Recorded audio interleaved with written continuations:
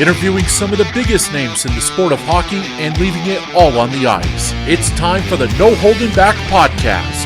Here is your host, Ben Holden.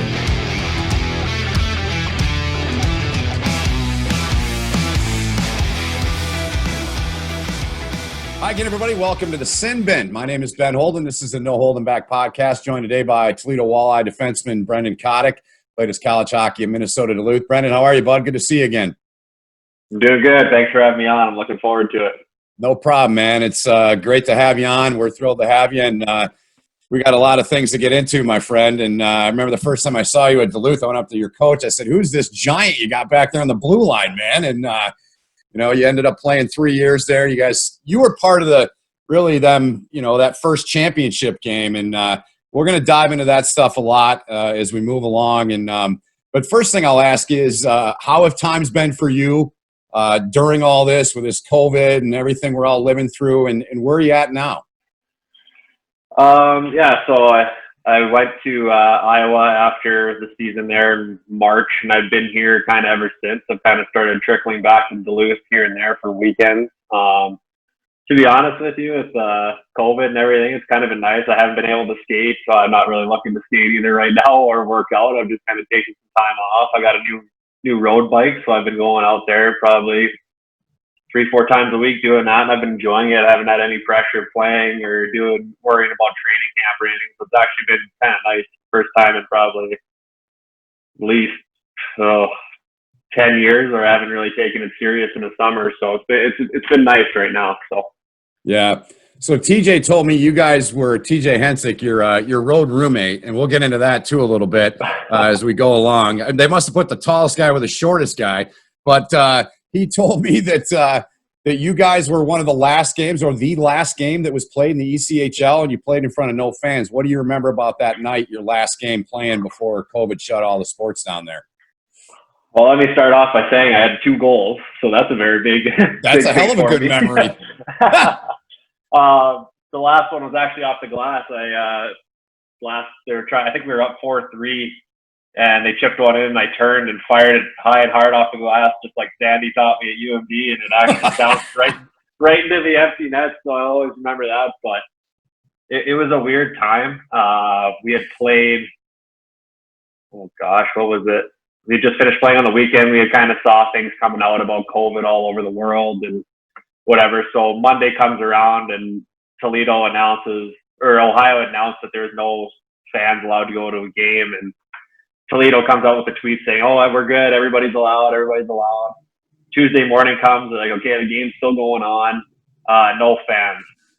So all the guys are kind of like, what's going on here? And coaches did a good job. They came in and were like, hey, like, take this serious, guys, because, this is where injuries happen and who knows what happens. So what's going to happen? So guys were all doing their pregame routine, everything. And so we go out for warm-ups, and I step on the ice. I look around, no fans, but I like just the media people on the top. But like, they didn't even have the music going yet. So like, we're just skating around, like doing the half moon, like no music. And we're like, we got to get the music here. They finally got the music going and still played it throughout, which helped a little. But it was actually a really good game. We always play Cincinnati close, and I remember last year they were top of the league, and this year we were chasing them again. We beat them in 5 games in playoffs last year. So every game this year was a battle, and we couldn't really take it lightly, but we ended up beating them. I think we pulled within 1 or 2 points of them with a couple games in hand, and then the season shut down. But definitely a unique experience for sure. So what was the game? Where'd you go from there? What'd you do? You went back to Iowa right away from there then? Yep. So we had we were supposed to play, I think, a 3-3, which we usually do I think we had 9 3-3s to close the season. So we were just like kind of in the middle. I think we went Thursday, Friday, Saturday. So we played Tuesday. Wednesday was optional. So we came in. They're kind of like, yeah, we'll just keep you guys posted what's going on. And then we found out Wednesday night, I think the games were canceled for the weekend. And so we kind of had the freedom to go and do whatever. It was actually Henny's son, Williams, I think it was his 5th birthday. And I actually went out to Howell. It was super close to Toledo. So I went out there, and then we got a text on Saturday night saying they called the season, and Sunday was physicals. So me and Henny drove back to town, did our physicals, got our gear, went back for his birthday party, I came back Monday, packed up, stayed the night, and left Tuesday. So, I mean, there was a little bit of hope, and then all of a sudden, right away, we kind of got to a lower point, and it was like, yeah, we're done. See ya, thanks. And so it happened so quick, but. Yeah. Where's your optimism that there will be a season this coming season? Where are you at with that right now, man?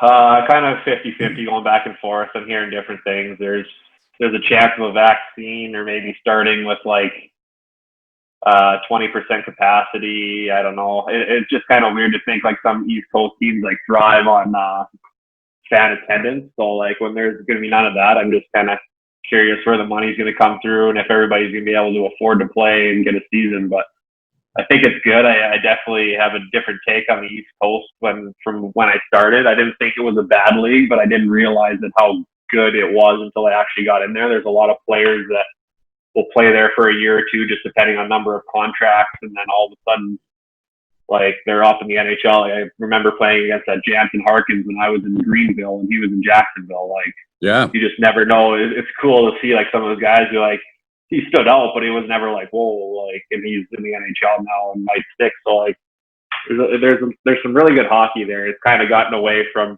the Goon League, which, I mean, there's still a few guys that are kind of out there to hurt you, like actually hurt you, but there's actually some really good players there too. It's a good league. So I mean, I'm hoping for everybody's kind of sake that there's an East Coast hockey league for sure. Yeah, no doubt about it. You spent a couple years there in Toledo. What do you like so much about that organization there? All I've ever heard is great things. And again, talking to TJ, he raved about it. What do you like personally in the time you've been with that organization, Brenden? I think like our rink life, like we get treated super well. We get to the rink. We have a lounge. We just got a sauna last year, workout room. Like we have everything there. The rink's great. The staff, like all three coaches I've learned a lot from. The president, the GM, they're around after games. They're talking to the guys. They took a couple of us out beginning of the year to kind of ask like what they needed to do to keep the guys happy.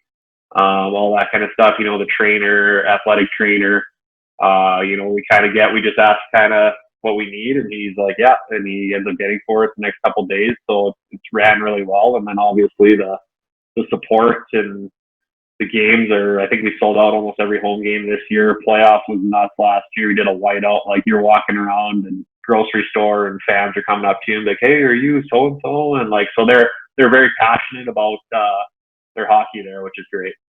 Yeah, and you're hard to miss at 6'6", man. Yeah. I'm a big body there, so. I always knew, well, when you and Nick Wolf were out there for Duluth, yeah. I had to make sure I knew which number was which. But, yeah, man. So how did it all transpire? I mean, you've only been in the pros for 3 years, leaving Duluth in 2017. You were in Greenville for a while. How did it all work out for you to sign with Toledo when you did a couple of years ago, man? Signed with Hartford coming out of college. Went to their camp, their their rookie tournament there. Got sent down to Hartford, played an exhibition game, then got sent down to Greenville. Started there. Played pretty well. Got to just after Christmas there, and I had ended up blocking a shot in Atlanta, and I broke my pinky toe. But I knew that there was movement, and that was kind of right when I was talking to Neil. He said there might be a chance that he's going up, so then that would mean that I had a chance to move up. So he got called up. They called me up, but I was still playing on my broken foot because I knew there was movement. So I could it was kind of weird. I was playing when I got on the ice. Kind of the pain kind of went away, but I could barely sit and watch a movie. I had to wear a boot all the time, out of my skate. So I was pushing through, and they had talked to the trainer, and they're like, no, we're not going to take him until it's healed. So I took some time off, healed up, got called up to Hartford. I think I ended up playing 7 games, scored a very weird goal against my best friend, Adam Krause. He was on Rochester. They happened to be in Hartford at the time, scored from center ice on a dump in. So I got an AHL goal out of it. Happy about that. And then after the season my coach, Troy Schwab in Greenville, assistant coach, he had played in Toledo. He's like, what are you doing next year? I'm like, I'm not sure. He reached out to Waddy, Dan Watson, the coach at Toledo. He had reached out to me, and then it was kind of like one of those things. I had heard really good things, and knew they were always good, so I wanted a chance to compete for a championship. And I'm extremely happy that they wanted me and that I decided to sign there. Good for you. Is this the same Troy Schwab that's from Saskatchewan that played at Lake State? Yeah. Is that him? Yeah. I did a few of his games, man. That dude could play, man. He's the epitome of an undersized guy, man, but he can play the game, man. I'm glad to hear he's coaching. That's good. Yeah. No, he's doing well. I think he's in Charlotte now. They moved. He's doing real estate, and then I think he just started coaching in the US 3 or just under the NA. I think that league. I'm not sure exactly what it is, but he's doing that, and he's got 3 small kids, so I think they moved for his wife's job. But yeah, I think he's in Charlotte right now. So did you guys have a connection before that, or was that the first time you met him when he was a coach on that staff? Yeah, I met him when I was in Greenville. Okay. I didn't know, both being from Saskatchewan. I know he's a little bit older than you, so I wasn't implying you were that old. No, I'm getting up there now. I look in the locker room, and I was old at UMB. Now I'm getting old in Toledo, so it's kind of weird. You were, and if my memory serves me right, your senior year, you were the oldest player in the country, weren't you? 26? Right? 25. 25. Yeah. Yeah. So, that's good stuff, man. We'll get back into the pro game a little bit, but as I like to do on these, kind of want to go back to where it all started for you. Native of Regina, my friend, great college coach, great pro coach, Red Barents is from there. I know Leslie Nielsen is from Regina. Who are some other notables that come from your hometown? Spoke with him today, Chico Resch. He's from there too. So yeah. Good Duluth guy? Yeah. So I had a connection there. It was really good. We've actually become super close, so it was nice to talk with him. Like Ryan Getzlaff's from Regina. I've never seen him skating in the summer. I don't think he actually does. I remember on the Spittin' Chicklets, he said he was the last guy to finish a season, I think, whenever they lost and didn't touch his gear until the following training camp. So that would explain why he don't see him on the ice. But it's an interesting little town. All my friends who play through in the dub, they're like, "Oh, Regina's beautiful," and I'm like, "Well, you're just skiing it for a couple days. You're not living there, so don't really go back too much." My mom and dad are back there, which is probably the hardest part for me. Some of my good friends are kind of living around the area. One's right in Regina, then one's in Ottawa, one's in Saskatoon, Swift Current, Yorkton. They're all kind of spread out, so there's really not much back in Regina for me anymore. So. But yeah, that's where I'm from. So were you 2, 3 when you first got on skates living up there, man, or what?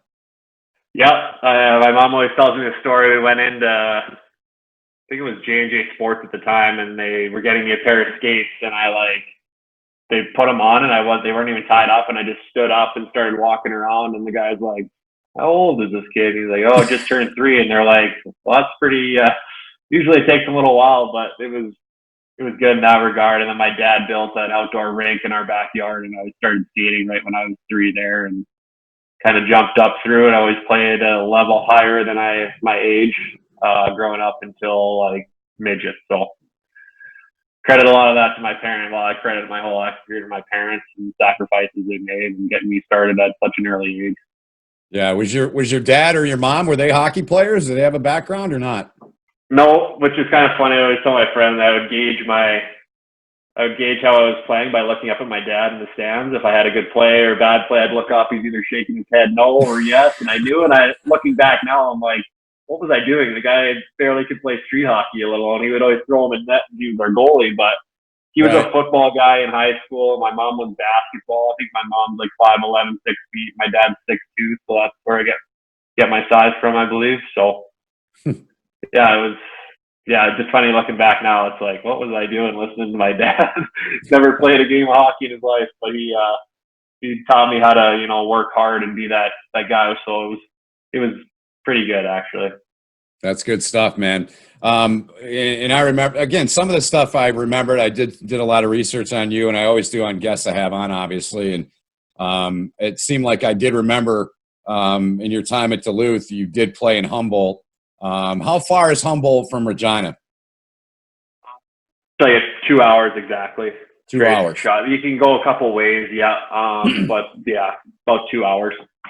So the experience of playing in that town, and what was that like for you to, really begin and embark on, your college and now your pro career? What are some big memories and I guess some impactful things that you took away from that experience in a couple of years you were there, Brenden?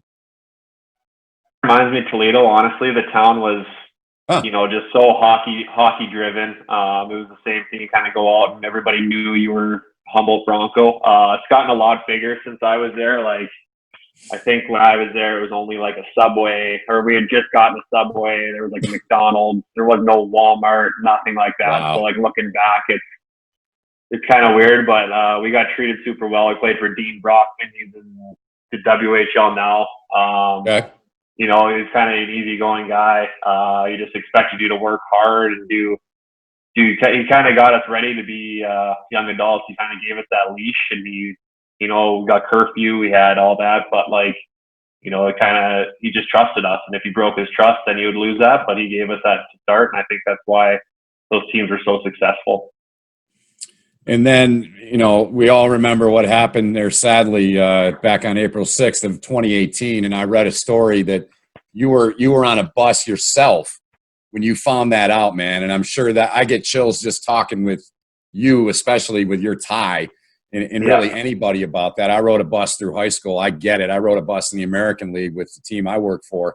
How tough was that, man? And what was that like to go through that with your connection to that tiny town in Saskatchewan and the tragedy they suffered? Yeah, it was definitely tough. Usually, I think we were in Wilkes-Barre that night. So, like, once the bus stops, I usually put my phone on airplane mode so I can listen to music and I don't have any text or anything. So, we actually played Adam Johnson that night. So, whatever we played after that, we talked, got on the bus, turned my phone on, and I had like probably 12, 15 missed texts, kind of like friends from Regina, like, hey, do you see what's going on? This, and I had no clue. And then I opened Twitter and saw it, and it just heart just kind of sank. Just like sent a chill through my body being on a bus. And I don't know, I've always kind of been uneasy on buses, but like even coast, we had like a sleeper, and we would leave at 12 at night and drive through the night, and I'd be lucky to have an hour and a half of sleep, but it's just so uneasy about how you think that you're in full control on a bus until something like that happens, and you realize like it's very scary. So that was obviously tough. And then I believe it was a couple months after I had lost my good friend and his wife and 3 kids. They were going to the cabin for the weekend, and they got in an accident, and just I'm glad we were super close, and I made it back for their wedding. But that was a tough one. Obviously, that's why I switched my number in Toledo to be number 27. That was his number when he was in Humboldt. So 2 kind of tragedies at that time, and just makes you really think about life and that there's so much more. But I'm also grateful for the relationship. I would have never, met him and the family and some of the guys that I can consider some of my best friends now throughout hockey. So that's obviously a blessing, but at the same time, it's in a blink of an eye, it can all be taken away from you or somebody else. So it's kind of nerve wracking at the same time, but yeah. And your friend Troy Gasper is who you're referencing there. For those that don't know, I didn't know about that either. I know you and I never talked about that in the times that we always, would chat when you were at Duluth. And so how did those things moving forward for you? I mean, you mentioned that there's a sense of gratitude, obviously, but are there other ways that those tragedies, I mean, because that's what they were. Are there other ways, Brenden, that those 2 tragedies affected you and now in your everyday life? For sure. Like, in hockey wise, I wanted to switch his number his number to pay respect to him. And I talk to his parents every once in a while now, like, kind of made it back for the funeral and all that stuff. But I think it was just kind of like, even for the players in Humboldt, like, it's an absolute gift to be able to play hockey, and, the abilities, whether God-given or you work for them,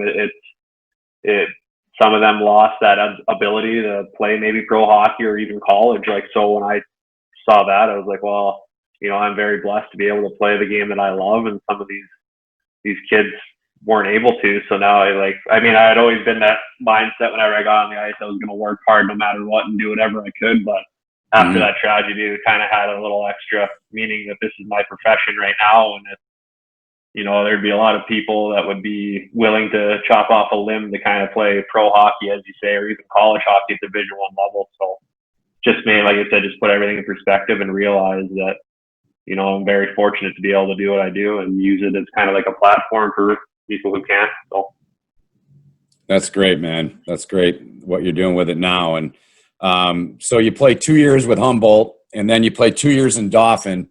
And so talk to me about that stretch in those 2 years.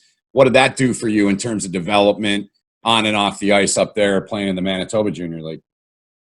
It was good. So I had played kind of forward growing up, switched to D, was D in my midget AAA career, and then playoffs came my 17-year-old year, and they moved me to forward. Me and I played a couple guys not playing anymore, but back in my hometown, we did really well. Went to Humboldt, played as a forward, got switched to D halfway through my 18-year-old year, injuries, started my 19-year-old year on forward. I think I had like 4 goals in 8 games in Humboldt. So I was playing pretty well, fourth line. Got traded kind of out of the blue. Went to Dauphin, joined the team on I think they played a 3-3 back then. Didn't have any points kind of thing. I was a little nervous. And then after that weekend, somebody got hurt. And the coach brought me in, and he's like, you used to play D, right? I'm like, yeah. He's like, are you comfortable playing? I'm like, yeah, I'll play D. And from that, I think I had like 2 points in that game, and he brought me in right after, and he's like, yeah, we're not moving you back to forward anytime soon. So went there. I think I almost had just about a point per game. And then my 20-year-old year, I had confidence, went in, got named captain, knew my ability. And I think I ended up leading the D in points for the whole league. I got D-Man of the year, first team All-Star, which was good. But, Marlon Murray was the coach. He's not coached anymore, but he got me, he was hard-nosed. He expected a lot from you, and he wasn't afraid to yell at me. I actually remember a story. I'm kind of glad that he did it to one point, but I just kind of got traded there. And it was pregame meal. So like back then it was kind of like guys like, oh, whatever. Wear whatever to pregame meal. I was like, okay. And I go down, I had just been like lounging and like, I think it was like a pair of shorts and like a bro tank, like a tank top.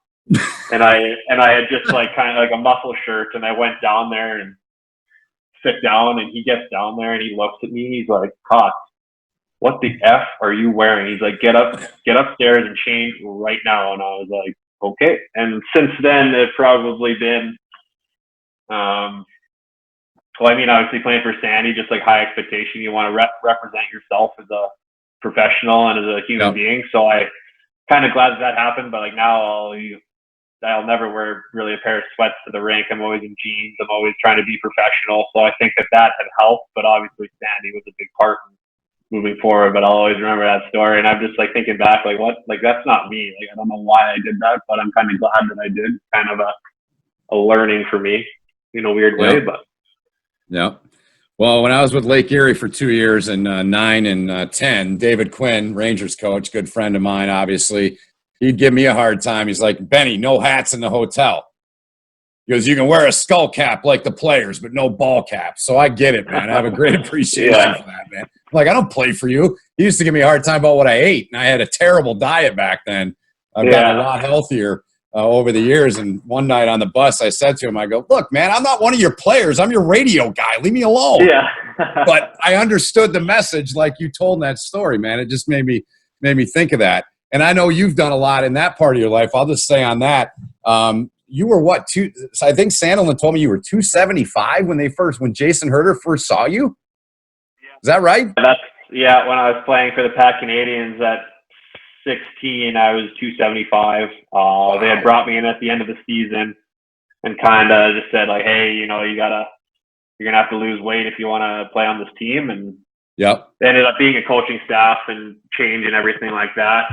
But yeah, I bought in. I went to a nutritionist, and I was kind of a part maybe why I'm a vegan now. I had a diet plan, and it was, for the first month or two, it was chicken breast, and my dad would help me make it, but he would make 7 chicken breasts for the week. So I'm eating a chicken breast. Well, like, this was for lunch, sorry. Okay. All right. He would make it all at once, and I'm about to eat it. So he'd make it Sunday night, and Saturday rolls around, and I'm sitting at work trying to cut this chicken breast that I can barely, just because it's so rubbery, because he made it for a week earlier. But long story short was, I wanted to play. Lost the weight, got down to like 225 my 17-year-old year. Got called up to Humboldt when they lost to Vernon in the RBC, so I got called up, and I was just kind of black acing. We didn't really practice a lot. So did that, kind of put some weight back on, came back in the summer, lost it all. Went back my 18-year-old year, broke my collarbone, got sent home, because I did surgery and everything. It was at home. Yeah, right. And just blew up again, got up to 275. It was not good. So I ended up playing 275 defenseman 18. Lost it all in the summer again. Went back 19, best shape I've ever been in, and then kind of kept it off. And then college, got up. Wasn't super bad, but was probably 230 to 240 range. I was comfortable at the time. I mean, now I'm down to 217, 218. So it's just kind of I'm always curious about I'm kind of glad I started out heavier and not having to be super skinny and then got big. So now I know I'm not going to get to a point in my life, which is good for, I obviously want to have a family one day and be able to be active and all that stuff. So yeah, it was definitely interesting for sure, but it's looking back on it. I mean, I could have went one or two ways. I could have probably been done hockey there and who knows what I'd be doing, but yeah, I'm grateful for them telling me I needed to lose weight, and it's happened. So that's good, man. So back to Jason Herter. I know Brent Nicklin was involved too. So when did the opportunity to talk with them? They were just at a game one night, or what? Is that how you guys connected? Yeah. So Brent I got traded to Dauphin. I think it was it might have been that game where I got switched to D. We were in Neepawa, Manitoba, and I remember Brent was the first one I talked to about college coaches or opportunities. I didn't really, honestly, I had no clue what college was. I got listed by, I knew North Dakota, which everybody does at the time. Just because that's changed a little bit now. Oh yeah, we don't Duluth. Yeah, we don't mention North Dakota around me anymore at home, but so I had talked to him, and originally when I was 18, I got listed by Prince George Cougars in the WHL. Went there, had a good camp. They brought me in just after the inter squad game and was like, "Hey, we're not 100% sure on you, so we don't want to risk your NCAA eligibility." And at the time, I was mad. I was like, "Okay, I want to play WHL," because I had a WHL team growing up. That's all I knew. Yeah. Now looking back, very grateful, but yeah, I didn't really know anything. So he had talked to me when I was 19, just kind of kept in contact. 20-year-old year comes around. My coach comes to me, he's like, "Hey, you got some interest, kind of Division I, a lot of Division III." I'm like, "Okay, what do I need to do?" He's like, "Well, take your SATs." And I was like, "Oh, okay, here we go." Uh-oh. Not very good at math and grammar to begin with, and you're going to just throw so I ended up That's a big wrench, man. Oh, yeah. So I ended up going to school and finding this nice older lady who was willing to tutor me in math. And so I ended up taking my SAT. Not going to disclose my score. It wasn't very good. But really wish I would have buckled down in high school a little more. So same here. But I think so. I was talking to AIC about a potential scholarship there. They had called me and said, "Hey, you can't get into the clearinghouse." And I, right then and there, I was like, "Okay, that's good to know," but I wish I would have known back a little earlier. But so anyway, Adrian had come along, still talking to Classica. Yep. They kind of told me what they wanted, and I looked at the brochure and everything. It looked great. Committed to them. right after our season, and then ended up still talking to Mark Wick at Scholastica, and he was coming through for RBC. It was in Humboldt that year, actually. He was like, I just want to talk with you. And we sat down, and, it's just thinking back, like he had told me how good he thought I was and what I could do, but he wasn't guaranteeing me anything. He's like, I think you could be power play, all that. And that's what I really wanted to hear. I didn't want to be given anything. I didn't want to go into Adrian as a power play guy as a freshman and not have to work for it. So I didn't really know how it worked, but at the time he was just saying yeah, you're going to have to work for it. And that's what I wanted. And I had no clue anything about Duluth except that they had a Division I program, and ended up committing there, went there, and I've been in love with the city ever since. And I want to, raise a family there one day when I'm done playing, or do whatever next phase of my life. But yeah, so I was playing there, played really well. I think it was just under a point per game at Scholastica, and we were playing UW Superior, big rivalry back then. And Herder had came to one of the games, and I played really well. I had a couple of assists, and ended up calling him to just kind of check in. And he had, he thought I had looked good from what I was, and they went in, met with Sandy, Amsoil, all that. They kind of said, we're not sure what's going on. You can redshirt for a year, but there's no guarantee that you're gonna be able to play once you're done off it. So I was kind of like, I called my mom, and they're like, yeah, we'll give you a chance to think about it. I called my mom as soon as I left, and I said, Mom, I'm going to do this. And she says, yeah, whatever you want to do, I support. So when told my teammates that night I was leaving, they were all supportive. Went in, freshman year was a little different. I'm glad I had that freshman year. If I wouldn't jumped right in, I probably would have been cut. My speed was nowhere near it was. Playmaking, everything was just a step behind. And given the level, I didn't, not knowing much about college hockey, didn't know how good it actually was. So yeah, some days I was on forward, some days I was on D. It was kind of nice too. I was able to I didn't travel with the team, so I was able to experience a little bit of being an actual college kid too. Have the weekends where, because when you're playing, it's Thursday, you got team dinner or you got homework. Yep. Then Friday, Saturday's gone. You can't do anything really on game days. So kind of fortunate for that as well. And then had one of the kids who was committed. I think he ran into the same problem. Couldn't get into Clearinghouse, and he went to the WHL. Okay. The year he was going into my sophomore year, he was supposed to come in as a freshman, and then that worked out, and it gave me the window to go in and play. And I think I played 38 out of the 40 games that year. So it's a nice transition, but yeah, very fortunate for that redshirt year. That's for sure. Yeah. Well, in a sense, obviously that's completely different than what we're going through now, but it's not the first time you've had to kind of sit and wait, so to speak, right? Yeah. Yeah. So you get into Duluth, and so I'm going to throw a couple things at you. I told you offline that I talked to your former coach, one of my favorite guys. Let's see. He said he was one of those that figured it out. He was a good teammate. He was a great leader for us. Was great in the room. And number one, he said, you're just a really good person. So talk to me a little bit about what you learned from a guy like Scott Sandel and Jason Herder, a guy that had an incredible career in college, and he played in the pros like Sandy. And what are some of the biggest things that you took away, both on and off the ice, from the 3 years you played at Minnesota-Duluth? You got to throw Larson there too. I think Larson, yeah, that's right. Yes, of course. Planner was for a year, but yeah, Larson's one of the best all-around guys I've ever met. But yep.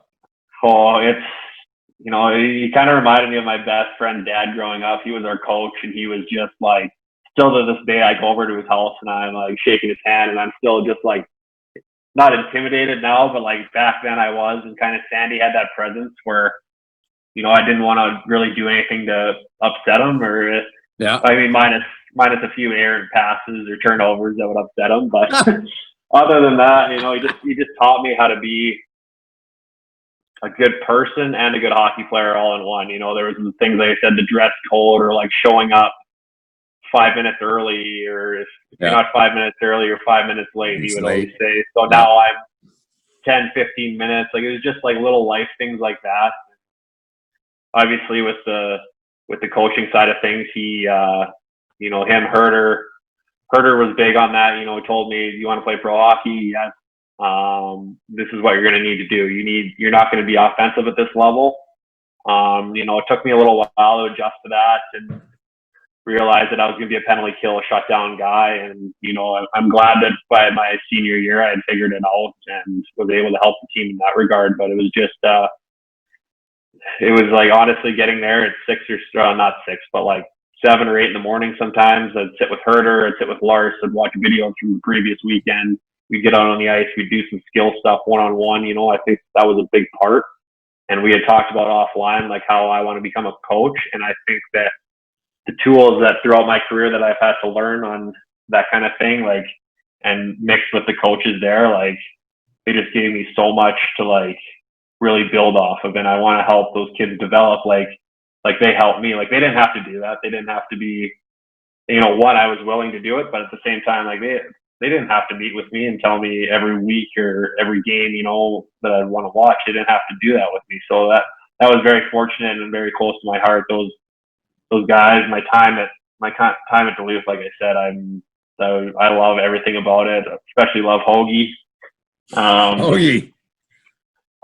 So I mean, Sue's athletic trainer, Garnsey, Christian, like, it's just through everything is done first class there, and makes me very happy to see that they're getting the recognition of, the 2 national championships were huge for Sandy, for the program. Obviously, Scotty won the Hobie Baker. Like, there's just so many NHL contracts coming out of there now. Like, it's just nice to see, like, how good of a program. And it's Scott Sandlin right there. He comes in, he expects you to work hard. He doesn't work. If you don't work hard, he's going to be on you. And I think that's the biggest thing. And I mean, Septembers were terrible. Terrible. Every skate, like, there's a skate at the end, like, even throughout the year, like, we skate Monday, Tuesday, Wednesday. Like, it was just, and that's what paid. Like, that, my senior year, we came back from almost every game. Like, we were just known as that third period team. Like, our conditioning was well. And, now it's kind of like, it's nice to joke around with Sandy now that I'm done and not be terrified walking past his office. But it's good. I owe a lot to him and Herder and Larson and Planner. It was great. Yeah. I mean, obviously I can see it and feel it coming through when you talk about it. I know how much pride you have in that. And, not bad for a guy that didn't know a thing about college hockey, man. And you went to one of to me, not one of the best program in the last, 3 years in the sport. And some would argue that, obviously, them not being able to finish this year.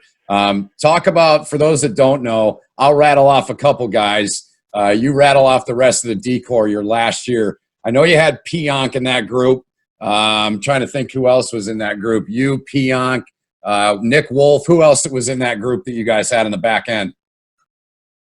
He and Raskov were paired together, and then it was me and Pionk, and then Dan Molinar and Nick Wolf.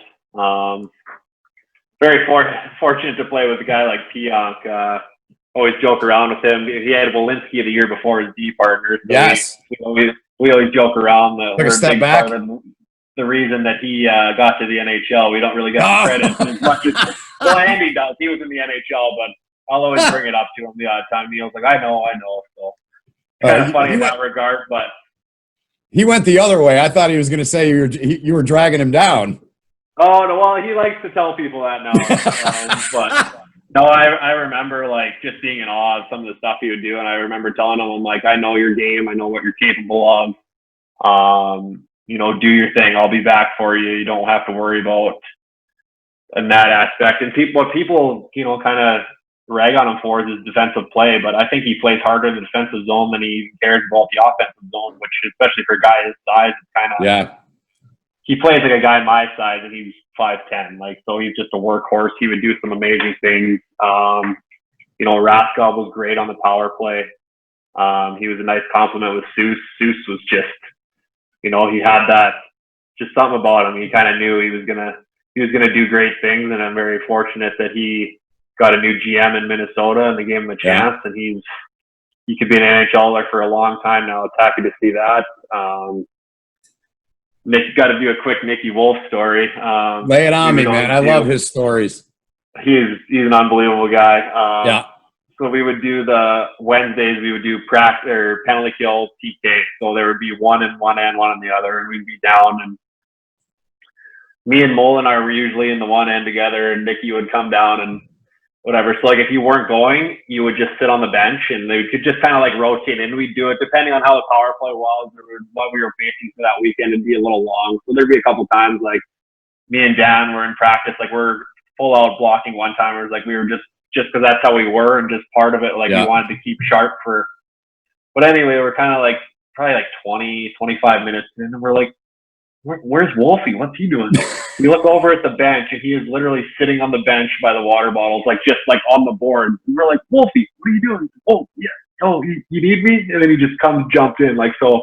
We always joked around that he wasn't willing to block shots in practice and all that kind of thing, but you know, as it turned out, he ended up being a sponge to us, which was good. He ended up being extremely hard to play against and willing to block shots. So it's just kind of funny to see how, you know, that was a big thing in our D-core, was blocking shots and playing hard against. And but yeah, it was just funny. Just that personality. You couldn't even be mad at him just because he's kind of like, oh yeah, I know. And it was just kind of how he was. So yeah. And then Molinar was a great, I guess, compliment for Wolfie as well. He was very, you know, just more of on the bench, kind of like keeping him calm and all that, because Nicky could get fired up very easily. And, but yeah, Dan was a good job with that, and I'm extremely happy for Wolfie to sign that NHL deal. I think he's going to do great things as well, kind of like Susie reminds me of. So yeah. Well, I got a quick story for you about that course. So you know Neil's mom, Karen, and what she does, runs the Sheraton there where we've stayed for years, and we come to town to do Minnesota-Duluth games. So I'd never met her after I'd been going there like, I don't know, 2-3 years, whatever it was. It was his last year. And the game we did was Colorado College, and they tied it late. Or no, they went ahead late. You guys tied it, and then Neil bombed one in from the line to get the extra point. So our producer that year, and still is, Carlos Demolina, says, hey, have you met Neil's mom? We were meeting in the lobby, and I said, no. And I said, I'll tell you what, your son gets a goal tonight, I'll give you a shout-out. So he gets the 2. He bombed him, but you know how he wired that puck, man. Oh, so his mom got a lot of airtime that night. That was a fun night. That's awesome. The whole Peon family down to little Aaron are unbelievable. So yeah, they're great people. So looking back now, for those that don't know, college hockey, the last 2 years prior to this year, your old team and the program you're so proud of, and rightfully so, had won the national championship. The year before, though, was the foundation, really. I mean, maybe the year before that was the foundation. I don't know. You can tell me. But the foundation in the sense of getting to the championship game. I mean, it's incredible what they've done. What are some things that you still vividly remember specifically from that Frozen Four, Brenden, in 2017? Well, you know, I had a firm belief that we were going to win that thing. We had always come back. I remember we scored one late against Harvard to go up, I think 2-1 it was. Going to the national championship game, you know, we were feeling good. It was literally 1-2 all year. Denver, flip-flopping back and forth. We kind of knew it was going to be Denver, kind of hoped it was going to be Denver. You know, we came out for warm-ups, the place was just about packed, and then we came out for introductions, it was even more packed. It was unbelievable. Got out to, you know, kind of a deficit and came back, and we just ran out of time. I believe if we would have had an extra 5, we would have tied that thing up, but is what it is. And like you said, sucks to not win a national championship, but I'm happy that we were a part of, you know, getting the experience for the younger guys, and, you know, having them to just brings me so much pride and joy to like see some of the guys that were, you know, maybe freshmen or, you know, maybe a little quieter, but they ended up, you know, leading and being big parts of the team and, you know, changing the culture at UMD. And, you know, I think that, like I said, it just brings me so much joy to see that they're bringing in the right people, obviously, to do that. But at the same time, you know, we had a good core, and goes down from Sandelin all the way to us through the freshmen. So I think it was just a matter of time before UMD was gonna take off like it has. So yeah, again, it stings, but I'm very fortunate to have the experience and opportunity. Yeah. And in your case, and not every guy that plays in college has the opportunity like yourself and your roommate last year, TJ Hensick, to play number one, for an amazing coach. Number two, in a system and in a program that has a lot of programs say, oh, we're going to treat you like a pro. But your program really did that. So my point is that transition from college to the program, and we all know about the speed, is mostly every guy I've ever talked to said the speed is the biggest difference when you make that jump, whether it's from junior to college, and you know the line. What are some other things that helped prepare you in your time at Duluth for the show, or for playing pro, I should say? Just, I think attention to details is the biggest thing for me.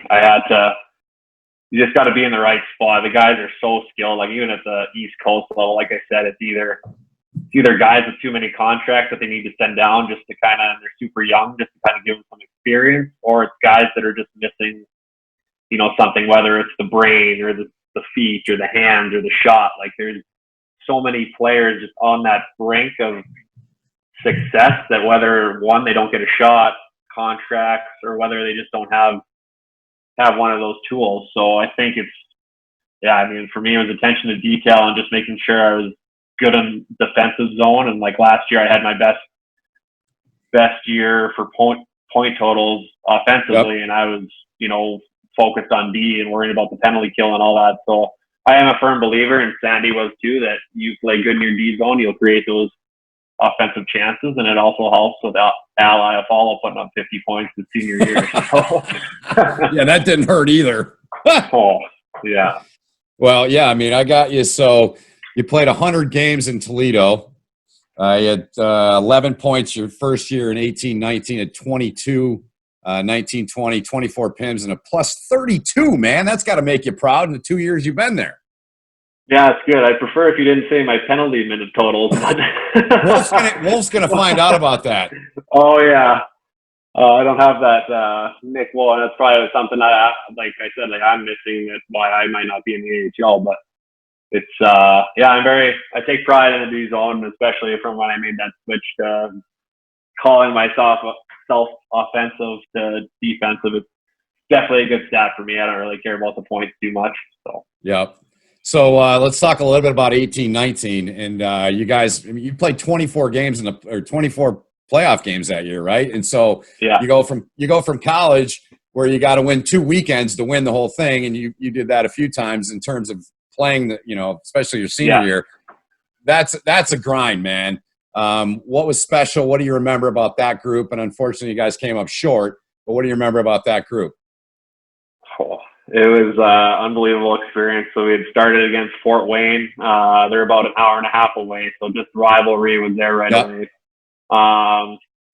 We probably could have won that in 5. We were at home, and the home ice in Toledo is massive, like I said. But I think we laid an egg game 5, went game 6 out to Fort Wayne. We ended up winning there, closing the series out. And then we were playing Cincinnati. Like I said, we were chasing all year. Good, especially at home. Very good team. But we got fortunate. I was talking about this with, I think it was last year, with Judd Peterson. He was skating at Amsoil. He was on Cincy. Okay. And we were talking. So the format was a 1-3-3. So the first game was in Cincinnati. Wow. 3 were in Toledo. 3 were in Cincy because they had some type of concert or something going on. So all we were saying, as soon as we found out, we're like, we need game 1. Came out, played well. I think we were up 2 rip. They came back, tied it, and then with like a minute left, don't like giving him a shout out because he's from Western Michigan, but Birchback scored 3-2. We get the win, so we're feeling great. We come back, and again, we were just saying, you need those 2 out of 3. 3 out of 3 would be great, but we're saying focus on 2 out of 3. Got 2 at home, so we're going back there 3-1, and then right there we had confidence going through. I mean, our goalie, Pat Nagel, was cool. He was unbelievable. He made some big saves for us.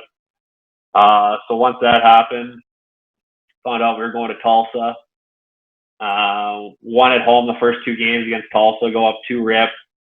We go out to Tulsa. Ended up losing in overtime, which we probably should have won. And then ended up going to 7, which again, we laid an egg at 6. We had to jump on the bus right after that game. I think it was like a 14-hour trip to Tulsa. Got there, hung out. The next day we had our game played. And then we found out we were going to Newfoundland. And so that was a 6 or 7 hour flight. So we got, and then like the time changes. I think it's like they have their own. It's like half hour, isn't it? There.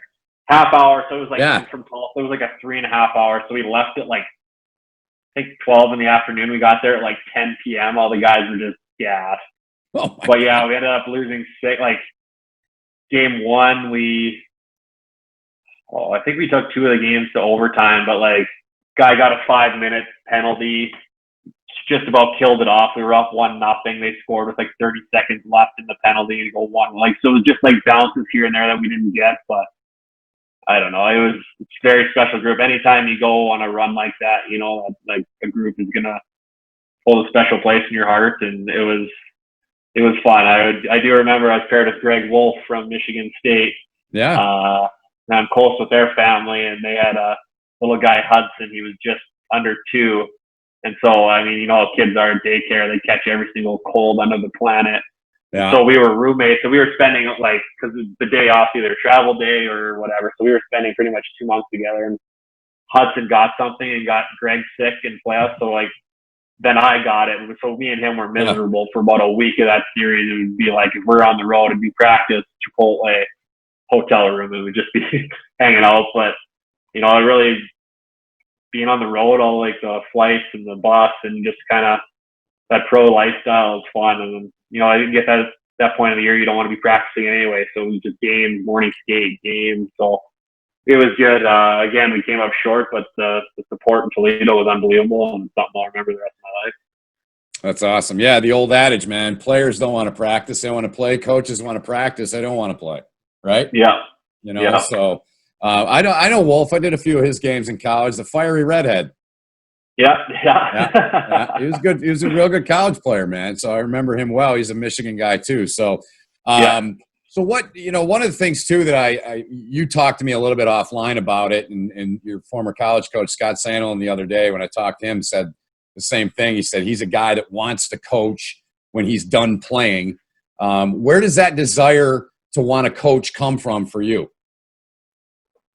I think it's kind of weird thinking. I always, you know, wanted to be the best hockey player I could, and I needed to find ways to do that, whether they were, you know, unique or not kind of normal. And I had a lot of people in my corner, you know, pushing me and willing to help me. And I think that for me is the biggest thing. I want to help these kids, you know, not just become good hockey players, but become good people, because at the end of the day, like, hockey is going to end. And I've found out now, like, I've made a lot of connections through hockey, and like I said, I'm trying to get into coaching. And so, like, it's crazy how somebody, you know, close knows somebody and they're willing to make a phone call. So, and if I had not been, you know, willing to speak to somebody or, you know, kind of like put myself out there, be outgoing and create a decent reputation for myself, like, I might not have those. So I do think whether you want to play like stay in hockey or regular job, I think connections are huge. But getting back to why I want to coach, like me saying, even in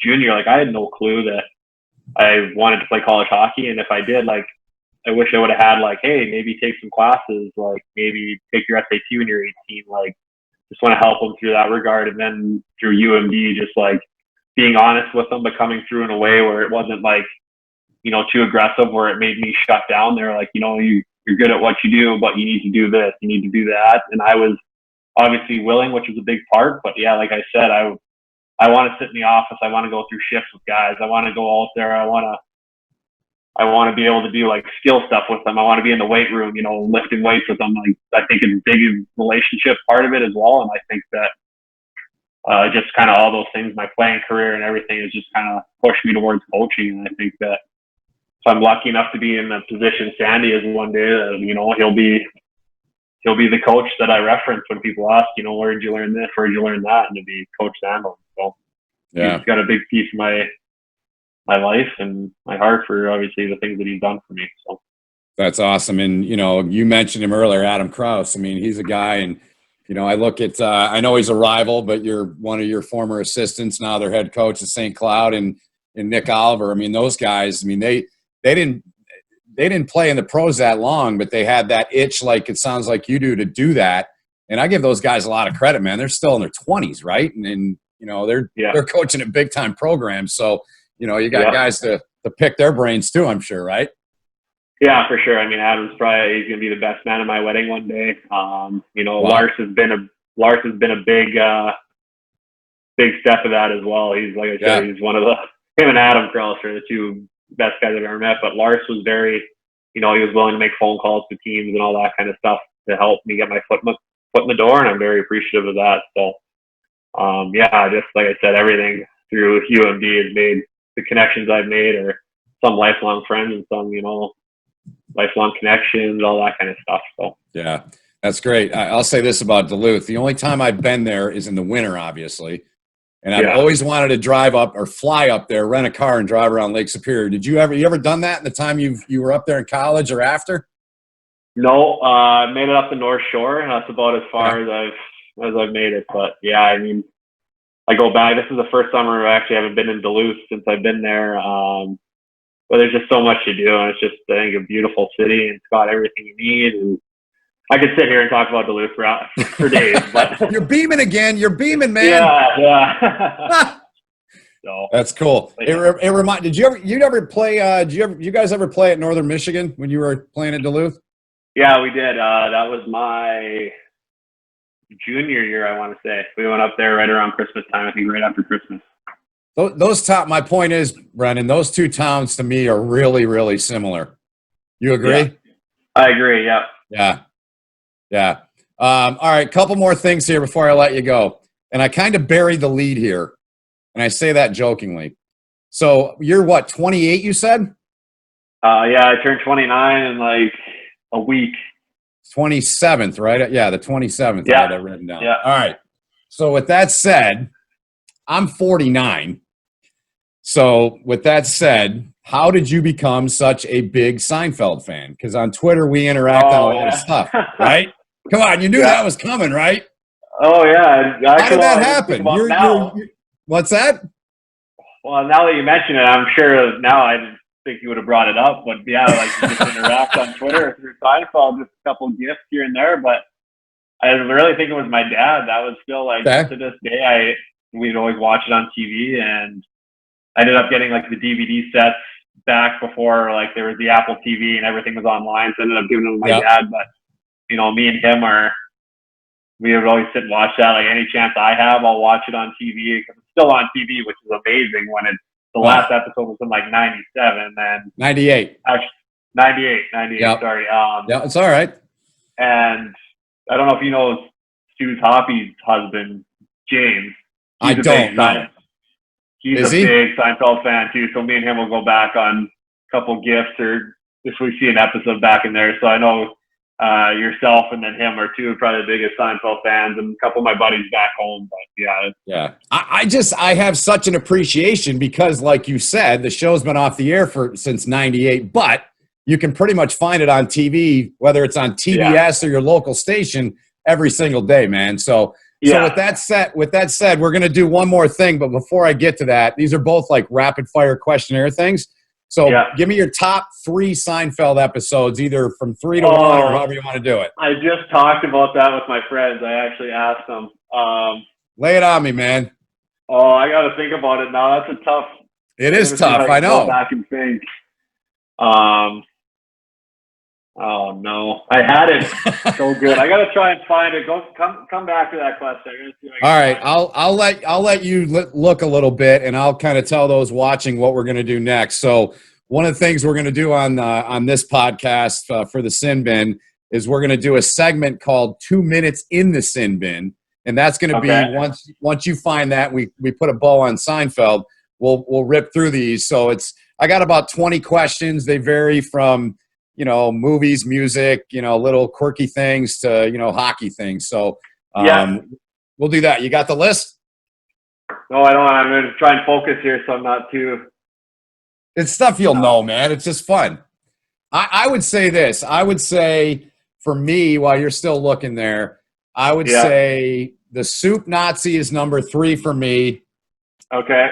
The one where Kramer adopts the highway is number 2 for me. And number 1's the contest, man. I mean, it's got to be. Yeah, we had talked, contest. What you got?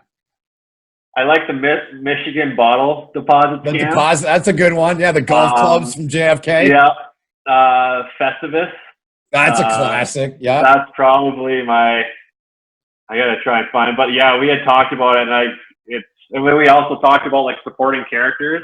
Yes. Like that are outside the 4. Obviously, Elaine, Jerry. I think I have to go Frank Costanza. Oh, yeah.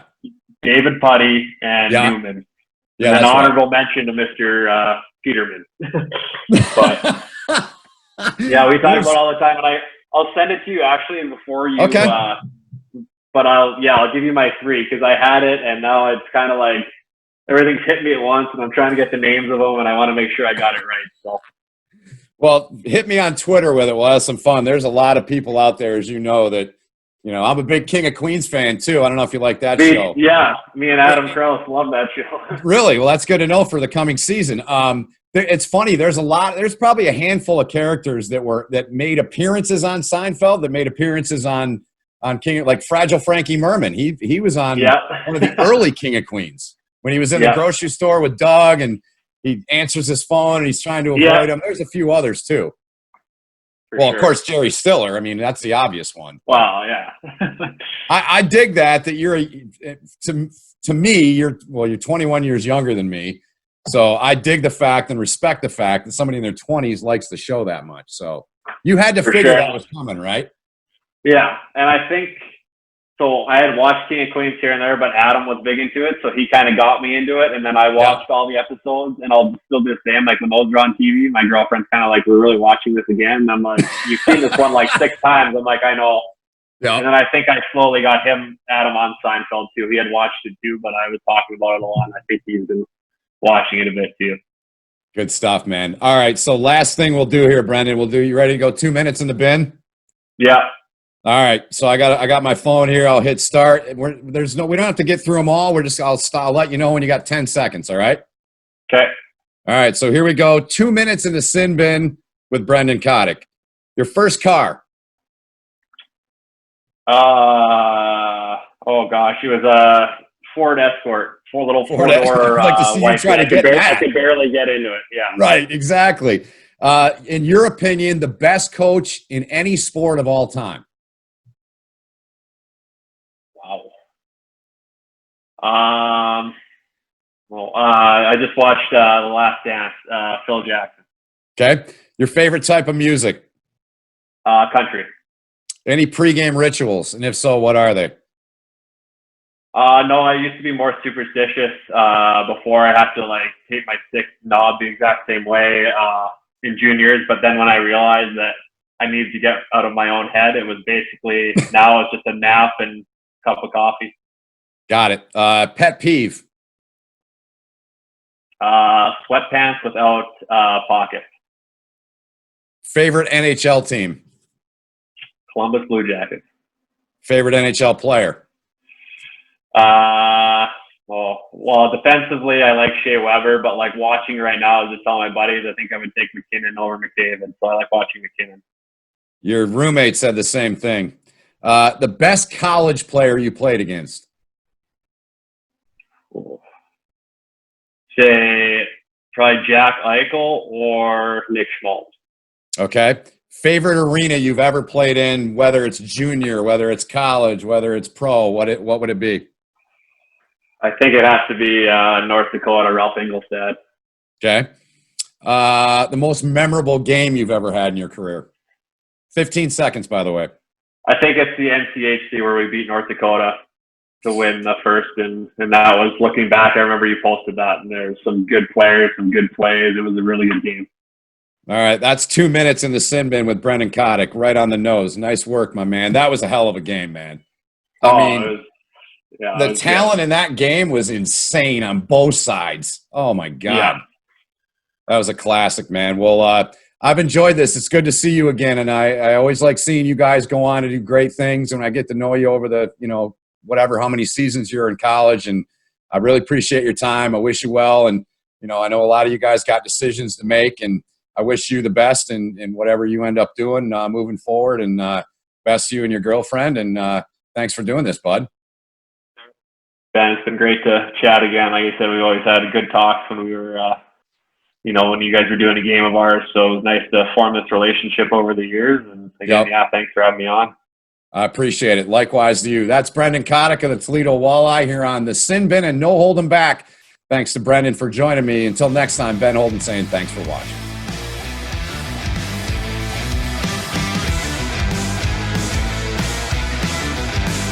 You've been listening to the No Holden Back Podcast. For the latest news around minor league hockey, download the Sin Bin app, now available in the Google Play and Apple app stores.